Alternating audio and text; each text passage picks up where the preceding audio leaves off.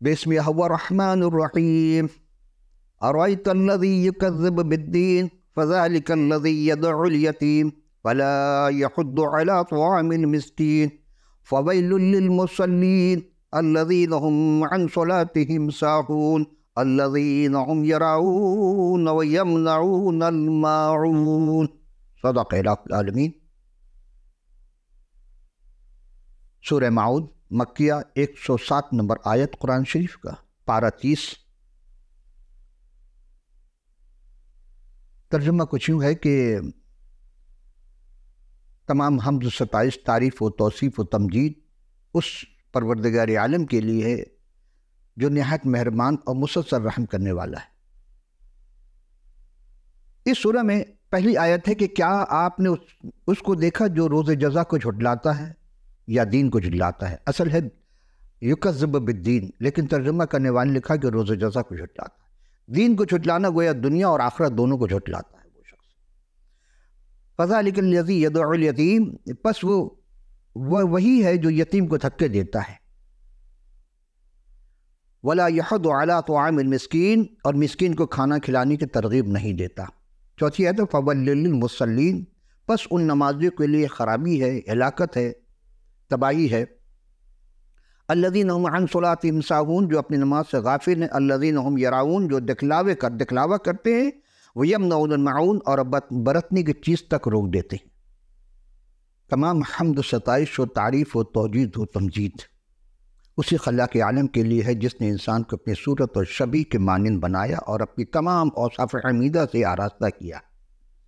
زمین اور فضا اور سمندر کے تمام حیوانات پر دسترس عطا کر دی، ان سب پر حکمرانی کی کری، اور پھر اس کے سامنے دو راستے متعین کر دیے تاکہ خود فیصلہ کرے کہ کیا وہ اپنے رب کے احکام پر چلتا ہے یا عارضی لالچ میں ابلیس اور اپنے نفس کا پیروکار بن جاتا ہے۔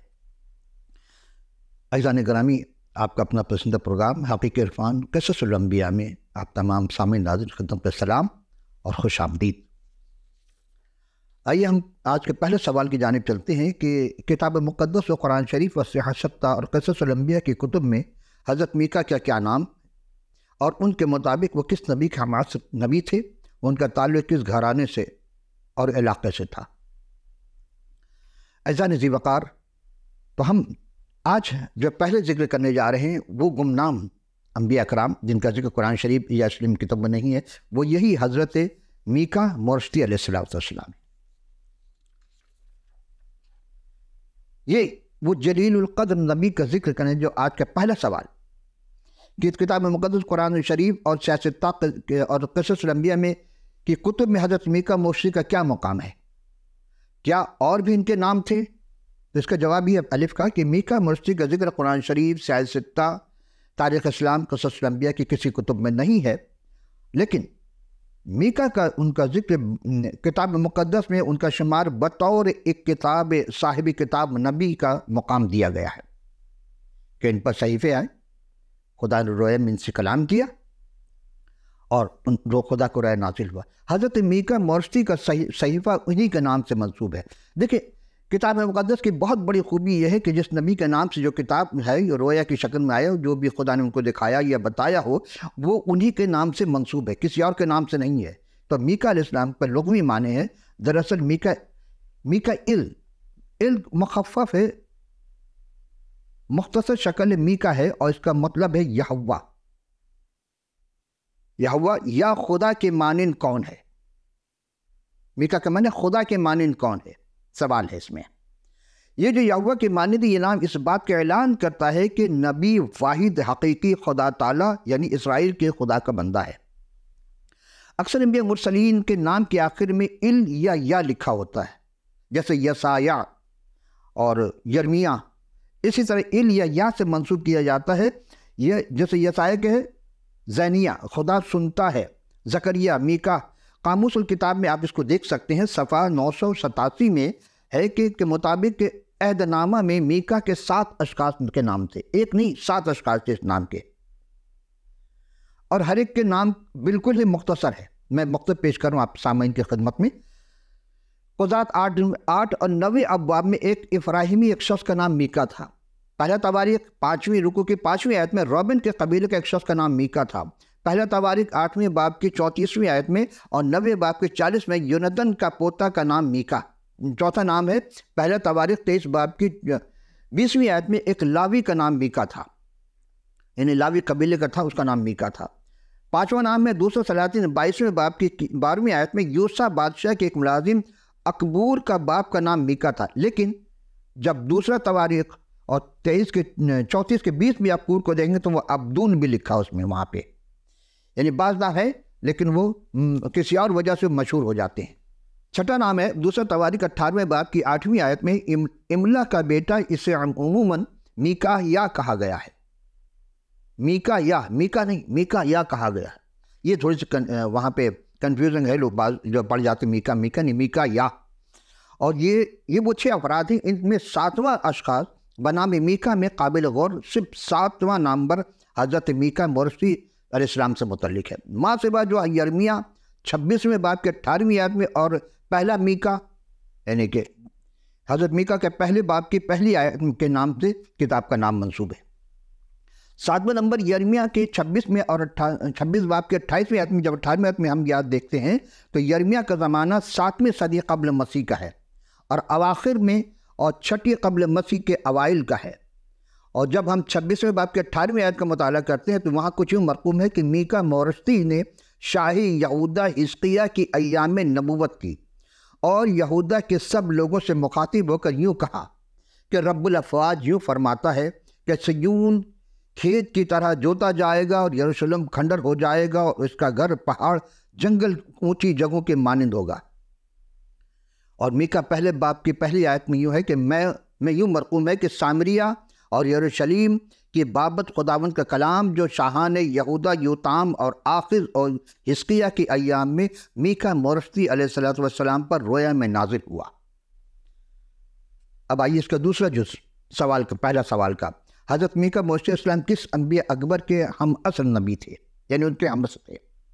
اب یاد دیکھیں گے یہ 7ویں قبل مسیح اور 6 قبل مسیح کے اواخر اور 7ویں قبل مسیح کے میں ان کا ذکر ہو رہا ہے۔ گویا اسلام سے تقریباً یہ 700 سال قبل کا واقعہ ہے۔ یہ آپ کی اب آئیے سوال کے جواب یہ ہے کہ حضرت میکا مورثی علیہ السلام حضرت یسایہ کے ہم اصل نبی تھے۔ فرق صرف اتنا ہے کہ حضرت یسایہ کا شمار انبیاء اکبر میں ہوتا ہے اور حضرت میکا مورثی کا شمار انبیاء اصغر میں ہوتا ہے، اور حضرت میکا مورثی نے تقریباً 740 سے 687 قبل مسیح تک نبوت کی۔ آئیے اس کے تیسرے جز، حضرت میکا مورثی کا تعلق کس گھرانے اور علاقے سے تھا؟ معاشرتی اعتبار سے میکا مورثی علیہ السلام کا تعلق نچلے طبقے سے تھا۔ ان کا آبائی قصبہ مورث تھا اور اسی وجہ سے وہ جات کے قریب اور یروشلم سے تقریباً 25 میل یعنی آج کے اعتبار سے 40 کلومیٹر جنوب مغرب میں واقع تھا۔ اس کا چوتھا اور آخری جز ہے کہ حضرت میکا مورثی کا صحیفہ کتنی ابواب اور آیت پر مشتمل ہے؟ تو ان کا صحیفہ 7 ابواب اور 105 آیت پر مشتمل ہے۔ آئیے ہم دوسرے سوال کی جانب چلتے ہیں اور دیکھتے ہیں آج کا دوسرا سوال کیا ہے، یعنی حضرت میکا کے کیا معنی ہیں، ان کی نبوت کی کتاب کا کیا عنوان ہے؟ حضرت میکا کے نام کے معنی ہم عرض کر چکے کہ یہوہ کی مانند کون ہے۔ ہفتاوی ترجمہ میں حضرت میکا کی نبوت کا عنوان ہے، یعنی ٹاپک ہے خدا تعالیٰ کا کلام جو میکا پر نازل ہوا۔ انبیاء اصغر کی تیسری کتاب، ویسے تاریخ اعتبار سے حضرت میکا علیہ السلام کی کتاب حضرت ہوسیہ علیہ السلام حضرت آموز کے بعد آتی ہے۔ ایک اور اہم بات کی جانب یاد دلا دوں کہ ان دونوں کتابوں یعنی حضرت یسایہ جو انبیاء اکبر کی کتابوں میں سے ہیں اور یعنی ان دونوں کتابوں کے درمیان ایک کڑی ہے ملتی جلتی۔ حضرت ہوسیہ اور حضرت آموز شمالی سلطنت کے بارے میں ان تحریر کی گئی ہے، جبکہ یسایہ جو تھے حضرت یسایہ علیہ السلام وہ جنوبی سلطنت کے متعلق لکھتے ہیں۔ اور یسایہ کے پہلے باب کی پہلی آیت میں ہے، اور حضرت میکا کو جو رویا دکھایا گیا وہ سامریہ اور یروشلم کے متعلق جو دونوں ہی کے دارالخلافہ تھا، یعنی سامریہ کے دارالخلافہ تھا اور یروشلم کے دارالخلافہ تھا، یہ 2 جگہ ان کو دی گئی تھی۔ جیسا آج کر چکے کہ ان سالوں کے دوران یہودا میں یکے بعد دیگر یوتام اور آخر اور حزقیہ بادشاہ ہوئے۔ عزیزان گرامی قدر، تیسرے سوال کی جانب چلتی ہیں، اور تیسرا سوال ہے کہ حضرت میکا مورسی نے کس قوم پر کس قسم کی تباہی اور بربادی آنے سے متعلق پیشن گوئی، یعنی کس نبی کی پیشن گوئی کی تھی؟ کیا کسی اور نبی نے اس کی پیشن گوئی کی تھی؟ یہ بھی پیشن گوئی کر رہے ہیں۔ اس طرح شمالی سلطنت کے خلاف کی تھی، یعنی کیوں؟ آئیے ہم دیکھتے ہیں کہ جواب اس کا ہے پہلے باب کی 1 سے 16 آیت۔ دیکھیں ہم مختصر چلیں گے۔ جیسا عرض کیا جائے کہ ان سالوں کے درمیان کیا ہوا، یہودا میں یکے بعد دیگرے یوتام، آخر اور حزقیہ بادشاہ پیدا ہوئے۔ اگرچہ اس کا خاص اور زیادہ تر پیغام یہودا کے لیے تھا، تاہم حضرت میکا مورسی نے شمالی سلطنت کی اسیری میں جانے کی پیشن گوئی کی، جو 722 اور 721 قبل مسیح میں پوری ہوئی۔ عین ممکن ہے کہ انہوں نے پیغامات کے کچھ عرصے بعد ان کی تحریری اور کتابی شکل دی ہو۔ اسرائیل اور یہودا کے خلاف قہر کی پیشن گوئی کی گئی کہ خدا کا قہر نازل ہوگا۔ کیوں؟ اس کا خلاصہ یہ ہے کہ خداوند خدا پروردگار عالم جو رحیم ہے، کریم ہے، جو شفقت میں غنی اور قہر میں دھیما ہے، اپنے لوگوں کو طلب کرتے ہیں اور خود آ کر غضب کا پیغام کہتے ہیں، سنو۔ اس کے ساتھ وہ برکت کی جگہ یعنی اپنے مقدس مسکن سے نکل آتا ہے تاکہ ان کے خلاف گواہی دے۔ آئیے ہم 1 سے 4 آیت میں دیکھتے ہیں کہ کیا مسئلہ ہے۔ لیکن خداوند پہلے کائنات کے مختلف اشیاء کا بیان کرتے ہیں، سب لوگوں کو مخاطب کر کے اپنے زمین اور اس کی معموری کو کہتے کان لگاؤ، اور خداوند اپنے مقدس سے تم پر گواہی دے۔ خداوند مسکن سے باہر آ کر نازل ہوگا، زمین کے اونچے مقاموں کو پائمال کرے گا، پہاڑ نیچے سے پگھل جائے گی اور وادیاں پھٹ جائیں گی جیسے موم آگ سے پگھل جاتا ہے اور پانی اڑ کر کے بہہ جاتا ہے۔ یہ سب یعقوب کی خطا اور اسرائیل کے گھرانے کا گناہ کا نتیجہ ہے۔ سوال یہ پیدا ہوتا ہے، یعقوب کی خطا کیا ہے؟ کیا سامریہ نہیں؟ کیا یہودا کی خطائیں ہیں؟ کیا یروشلم نہیں؟ اس لیے میں سامریہ کو کھیت کے تودے کے مانند پاکستان لگانے کے مانند بناؤں گا، اور میں اس کے پتھروں کو وادیوں سے ڈھلکا دوں گا اور ان کی بنیادیں اکھاڑ دوں گا، اور ان کی سب کھودی ہوئی مورتیں چور چور کر ہو جائیں گی، اور جو کچھ اس نے اجرت میں پایا آگ سے جلا جائے گا، اور میں اس کے سب بتوں کو توڑ ڈالوں گا، کیونکہ اس نے سب کچھ کسبی کی اجرت سے پیدا کیا، اور پھر کسبی کی اجرت ہو جائے گی۔ عزیزان گرامی قدر، اس کا خلاصہ یہ ہے کہ خدا تعالیٰ سامریہ اور یروشلم کو نہایت سخت سزا دیں گے، کیونکہ یہ شہر بت پرستی کے اڈے بن گئے۔ جب خدا تعالیٰ قہر و غضب کے ساتھ آئیں گے تو پہاڑ اس کے نیچے پگھل جائے گی اور وادیاں پھٹ جائیں گی جیسے موم آگ سے پگھل جاتا۔ سامریہ کھنڈرات کا ڈھیر بن جائے گا اور اس کے سارے بت اور مورتیاں چور چور ہو جائیں گی۔ اور حضرت میکا کے پہلے باب کی 8 اور 9 آیت کا، میں رات کو چلانے والے گیدڑوں کی طرح نوحہ کروں گا اور شتر مرغوں کے مانند غم کروں گا، اور برہنہ رہوں گا اور خاک پر لوٹوں گا، نہ یہ غم کھانے اور ماتم کرنے کی انتہا۔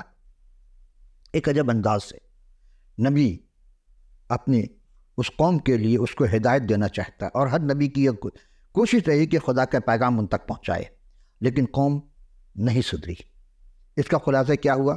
آئیے ہم 1 سے 10 اور 16 میں دیکھتے ہیں کہ میں بہت بلند ہوں، یہ نوحہ ہوں، یعنی بلند پایا نوحہ ہے، جس میں ملک پر اسور کے لشکر کی الغار کا بیان ہے، اور یہاں اسرائیل اور یہودا کی کئی شہروں کو مخاطب کیا گیا ہے: جات، بیت افرا، سفیر، زادان، بیت الازل، ماروت، یروشلیم، لکیس، مورس، جات، اکزیب، مارسیہ اور ادلام۔ اس لیے اسوری چڑھائی کرتے ہوئے نزدیک آ رہے ہیں۔ اس حصے میں بہت سے الفاظ پر ضلع جگت رعایت لفظی کی گئی ہے، اور خدا کے خادم اس ترجمہ میں مفاد صفحہ 66 میں عجب انداز میں لکھتے ہیں کہ اشک نگر یعنی پر آنسو بہانا، خاک آباد، افری، بیت عرفہ میں خاک کو پر لوٹنا، نگ پورا میں برہنہ ہونا، حرکت نگر ہلنے کی جرت نہیں کرنا۔ بیت ہل اور مارود بے سود رکھتے ہیں، کیونکہ ازلی خدا کی طرف سے یروشلم کے پھاٹوں پر خدا کا عذاب نازل ہے۔ اس سے ہم دیکھتے ہیں کہ حضرت میکا علیہ السلام ایک فاتح حملہ آور اسرائیل پر آ پڑے گا۔ کہتے ہیں، بیان کرتے ہیں 1 سے 15 آیت میں، ایک فاتح یعنی حملہ آور جو ہوگا اسرائیل پر آ پڑے گا، لوگ ادلام کو بھاگ جائیں گے۔ اسرائیل کو چاہیے کہ ماتم کرنے کے لیے اپنا سر منڈوائے، کیونکہ اس کی شوکت یعنی انمول اولاد اس کے لوگ اسیر اور جلاوطن ہوں گے۔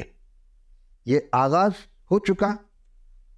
عجب سوال، ہر زمانے میں غریب اور عمرہ بھی ہیں، غربا بھی ہیں، لیکن کیا وجوہات ہے کہ دیکھتے ہیں کہ غربا ہمیشہ ظلم کے چکی میں پیستے چلے جاتے ہیں؟ کیونکہ قانون خدا کا نہیں، یہ انسان کے بنایا ہوا قانون ہوتا جو اپنی فیسلٹی کے لیے اپنے لیے بڑے بڑے لوگ عمرہ اور جو فوجی افسران ہوتے وہ اپنے لیے بنا لیتے ہیں، لیکن غریب کا کوئی پرسان حال نہیں ہوتا۔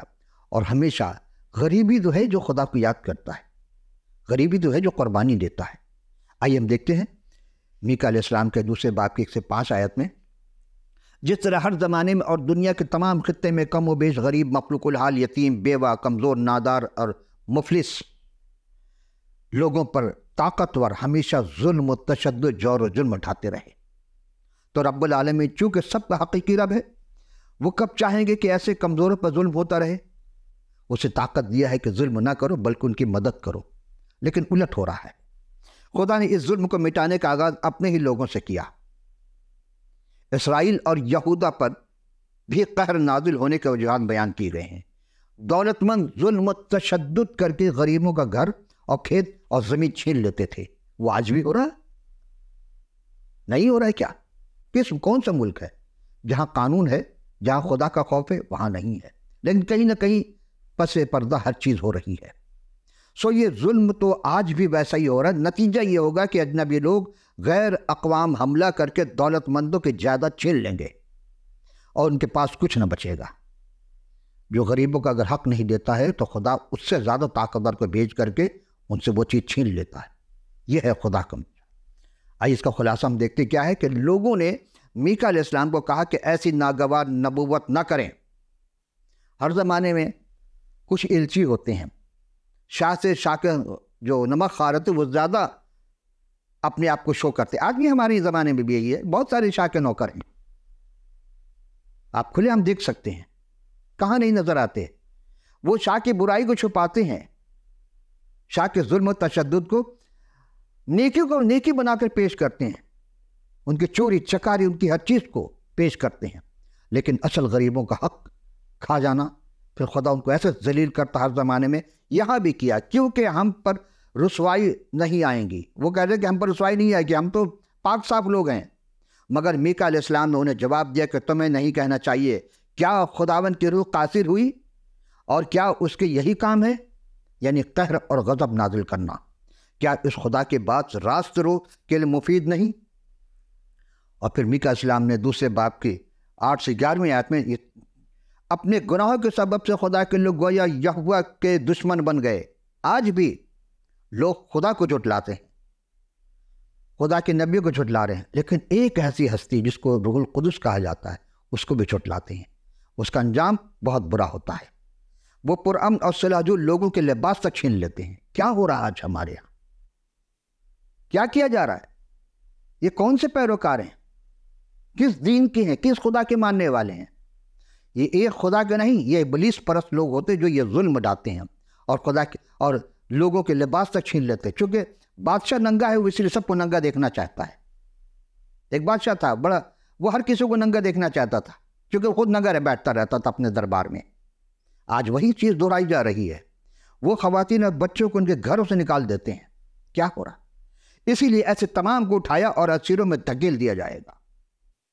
انہیں پناہ نہیں ملے گی، دوسرے لوگ ان کو قید کر کے لے جائیں گے، کیونکہ جس ملک میں انہوں نے ناپاک کیا جس ملک کو، وہی ان کو برباد کر دے گا۔ جو جھوٹا نبی شراب اور نشے کی وکالت کرے اسے یہ لوگ فوراً قبول کر لیتے ہیں، اس لیے ایسا قہر اور غضب ان کا مقدر ہے۔ آج بھی دولت کے چند سکوں کے جھنکار میں لوگوں نے اپنا ایمان اور ضمیر سب بیچ دیا۔ اس زمانے میں بھی تھا۔ خدا ہر زمانے کی چیز کو اپنے کلام میں آشکارا کرتا ہے۔ اب سوال یہ ہے کہ مختصر بقیہ کون لوگوں کو خدا تعالیٰ ان کے ساتھ کیا کریں گے؟ اچھا، جو لوگ بچ جائیں گے، سب تو نہیں قید میں چلے جاتے، کچھ لوگ بچ بھی جاتے، تو خدا ان کے ساتھ کیا کریں گے؟ جیسا میکا علیہ السلام کے دوسرے باب کی 13ویں اور 12ویں 13ویں آیت میں عجب انداز میں رب العالمین کی صفات میں کئی صفات، محبت، شفیق، کریم، رحیم، تو جہاں کا خدا تعالیٰ نے اپنے لوگوں پر قہر و غضب نازل کیا، وہی خدا ذوالجلال جو شفقت میں غنی، وہی قہر و غضب کے بعد اسرائیل کے بقیہ تھے انہیں دوبارہ جمع کریں گے اور جلاوطنی سے واپس لائیں گے۔ ایک توڑنے والا یعنی خداوند ہر اس چیز جو توڑ ڈالیں گے جو ان کے لوگوں کو بحالی میں رکاوٹ بنیں گے۔ یاد رکھیے وہ رب کائنات ہے، وہ رب الافواج ہے، اس کے بعد ایسی فوج ہے، ایسی خفیہ ایجنسی ہے جو کوئی نہیں اس کے فوج کو دیکھ سکتا، اور اس کا ایک سپاہی 1,00,000 انسان پر بھاری ہے۔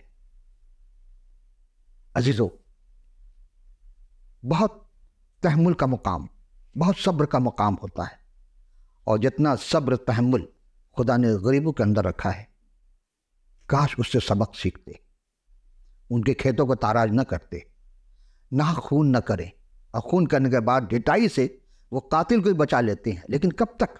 ایک عدالت تو ہے نا جسے قیامت کہا جاتا ہے، روز ازل، روز ابد۔ وہاں کیا کریں گے حشر کے میدان میں؟ کیوں حاکم جھوٹے نبیوں اور کاہنوں کو مجرم قرار دیا؟ اور یہ ہر زمانے کے لیے۔ ممکن ہمارے بہت سے بھائی ناراض ہوں گے، یہ کیا، ہم کس زمانے میں رہ رہے ہیں؟ ہم انسان ہر زمانے کا ہے، اور قرآن اسی چیز کا کہ وَالْعَصْرِ إِنَّ الْإِنسَانَ لَفِي خُسْرٍ، بے شک ہر زمانے کا انسان خسارے میں ہے، لیکن کون سے لوگ؟ آئیے دیکھتے ہیں کون سے لوگ خسارے میں جائیں گے۔ اس تیسرے باب میں حضرت میکا علیہ السلام اسرائیل کے سرداروں، حاکموں، جھوٹے نبیوں اور کاہنوں کی مذمت کرتے ہیں۔ میں نے کہا اے یعقوب کے سرداروں اور بنی اسرائیل کے حاکموں، سنو، کیا مناسب نہیں کہ تم عدالت سے واقف ہو؟ تم نیکی سے عداوت اور بدی سے محبت رکھتے ہو، اور لوگوں کی کھال اتارتے اور ان کی ہڈیوں پر سے گوشت نوچتے ہو۔ میری لوگوں کا گوشت کھاتے اور ان کی کھال اتارتے، ان کی ہڈیوں کو توڑتے اور ان کو ٹکڑے ٹکڑے کر کے گویا کہ ہانڈی اور دیگ کے لیے گوشت۔ تب وہ خداوند کو پکاریں گے پر وہ ان کی نہ سنیں گے، ہاں وہ اس وقت ان سے منہ پھیر لیں گے کیونکہ ان کے اعمال برے ہیں۔ عزیزان ذی وقار، آئیے غور کرتے ہیں کہ اس آیت کے کیا مفہوم نکلتے ہیں، جب تشریح پہ دیکھتے ہیں۔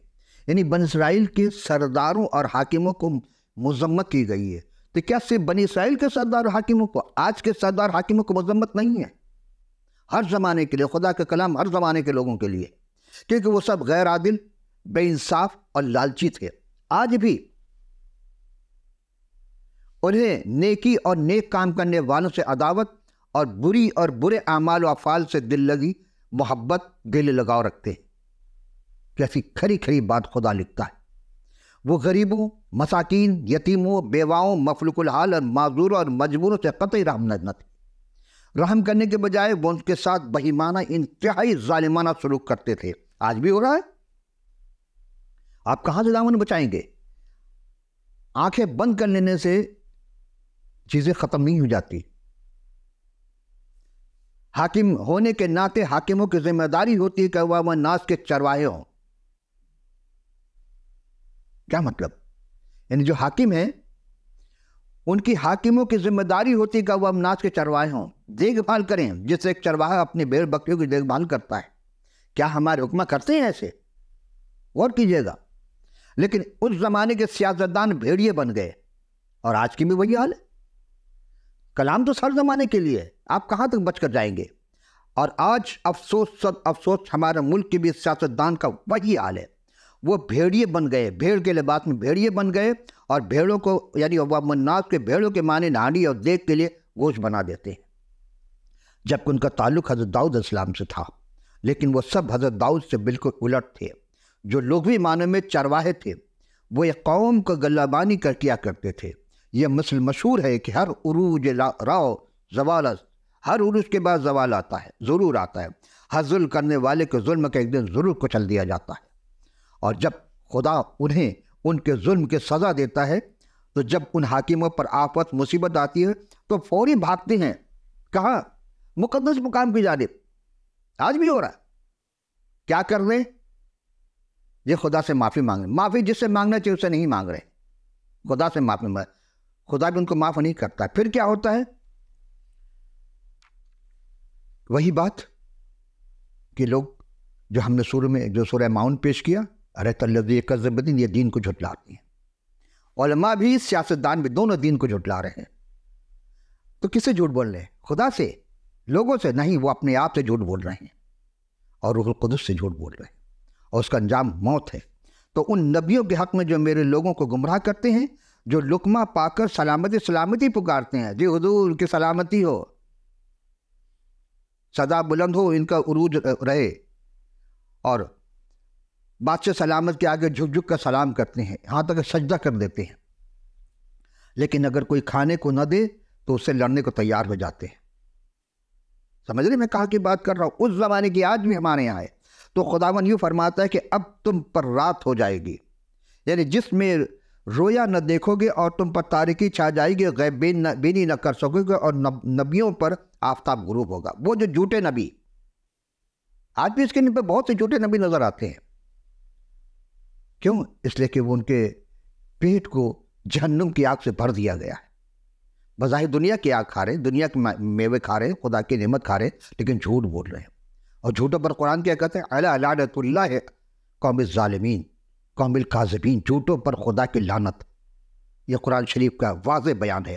اور ان کے لیے دن دھچیرا ہو جائے گا، تب غیبین پشیمان اور فالگیر شر پسند ہوں گے. بہت سے لوگ آنکھیں بند کر جی میں دیکھ رہا ہوں اور مجھے یہ دکھایا جا رہا ہے وغیرہ وغیرہ.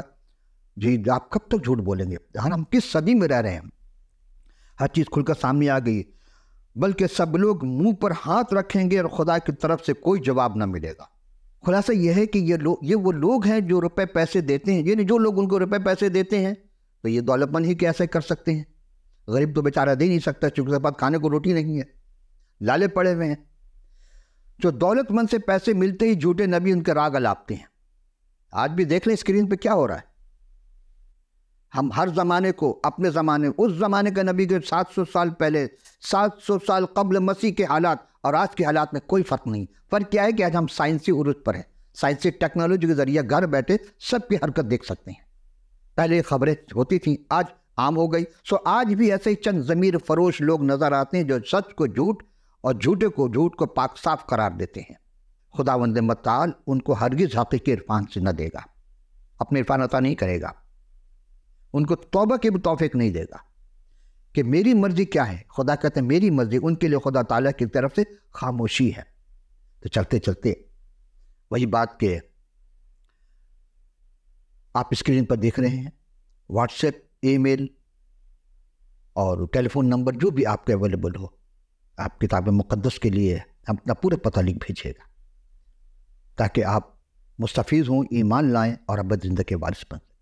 تو اگلے اندر سے پھر حاضر ہوں گے اگلے سوال کے ساتھ. اجازت، خدا حافظ.